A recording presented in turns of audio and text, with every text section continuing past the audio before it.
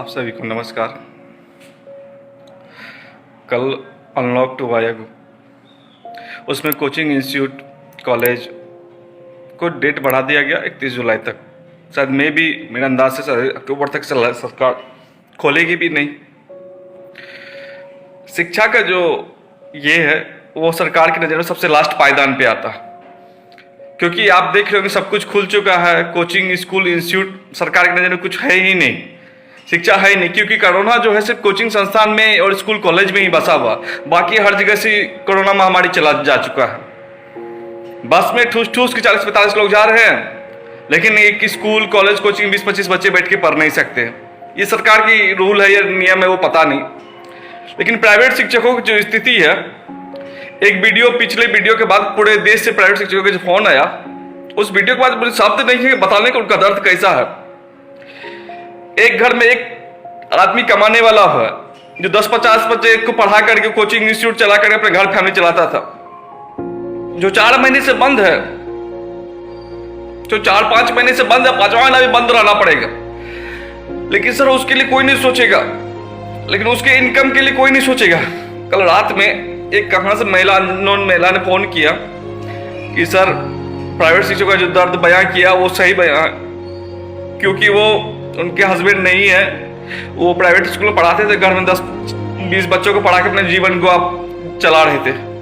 लेकिन जब से लॉकडाउन लगा है तो उनका आर्थिक स्थिति ऐसी हो गई है कि मेरे लिए शब्द नहीं कि हम उनको क्या हेल्प कर सके। मेरे पास वर्ड नहीं है सर, स्थिति कैसी है। प्राइवेट में काम करने वाले शिक्षकों की स्थिति कैसी, मेरे पास वर्ड नहीं है मैं उसको बता सकूं कैसी स्थिति आपके लिए। ऐसे ऐसे शिक्षक हैं जिनको एक टाइम खाना बना के खा रहे हैं, क्योंकि 5 महीने से उनके पास कोई साधन नहीं है, इनकम नहीं है, वो दूसरा काम नहीं कर सकते। सर आप सबको समझना होगा, वो दूसरा काम नहीं कर सकते। आप उन शिक्षकों के प्राइवेट स्कूल में शिक्षकों के बारे में सोचिए जो 4-5 महीने से घर में बैठे हैं, 4,000-5,000 में वो स्कूल में पढ़ाते थे, अपना फैमिली चलाते थे, लेकिन उनके लिए कोई नहीं सोचेगा। सर कोचिंग इंस्टीट्यूट के बारे में सोचिए जो 4-5 महीने से 5वां महीना भी बंद हो गया। सर रेंट लगता है, सर बिजली बिल लगता है, कहां से देंगे सर वो बताइए। सर स्थिति इतनी ज्यादा खराब हो चुकी, मेरे पास वर्ड नहीं है। सर उन बच्चों के बारे में, गरीब बच्चों के बारे में सोचिए जिनके फादर फार्मर है। सर मकई की स्थिति कैसी है, मौसम की स्थिति कैसी है, 5 महीने से घर में बैठे, लॉज का रेंट 20,000 रुपया हो गया। बच्चों मुझे माफ करना, हम लोग आपको कोई मदद नहीं कर सके। बहुत कोशिश की आपको मदद करने का, रेंट माफी कुछ नहीं। आप स्टूडेंट हैं, वोटर नहीं है ना।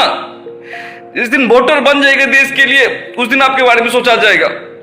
आप भविष्य नहीं है देश के, आप सोचते हैं हम लोग देश के भविष्य, ये गलत सोच है आपका, गलत सोच है।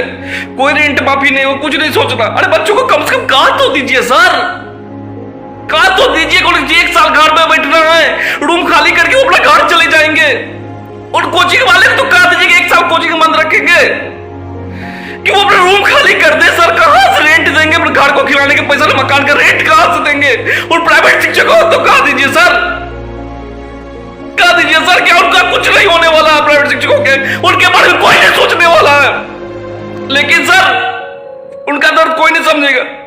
बहुत सारे बुद्धिजीवी बोल रहे कोचिंग कमा के बैठे, बहुत मीडिया का कोई फिक्र नहीं प्राइवेट शिक्षकों के बारे में कुछ राय लेने की, सुमारी लेने की।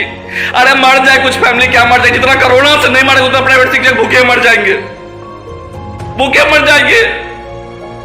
लेकिन उनका दर्द, ये आंसू मेरा नहीं सर, पूरे देश के प्राइवेट शिक्षकों का आंसू है, जो एक दिन आपका नदी बनकर आपको बहाएगा। सर याद आपको विश्वास दिलाते हैं सर, बच नहीं पाए प्राइवेट शिक्षकों के आंसू से। आप जैसे उनके फैमिली भूखे मर रहे हैं, 1 रुपए का मदद नहीं है सर किन्नी के लिए।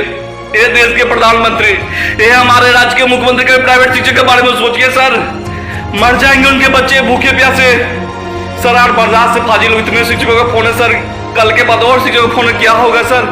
31 तक डेट बढ़ा दिया गया है सर, क्या करे, बच्चे फोन कर रहे सर, क्या करेंगे। रूम का रेंट लग रहा खाली कर दे, क्या करें, कुछ तो बताए सरकार, कब तक बंद रहेगा नहीं रहेगा। सर एक बार खुल के बोल दीजिए ना सर। सर हम लोग कोई गलत काम नहीं कर रहे सर, शिक्षा काम अगर देश में गलत है तो बोल दीजिए। कोचिंग इंस्टीट्यूट स्कूल कॉलेज सब बंद कर देंगे, प्राइवेट जितने भी है, खुल के बोल तो दीजिए सर कि ये गलत काम है, कोचिंग चलाना, बच्चों का भविष्य बनाना गलत काम है। लेकिन सर आपको पढ़वा नहीं है कि प्राइवेट टीचरों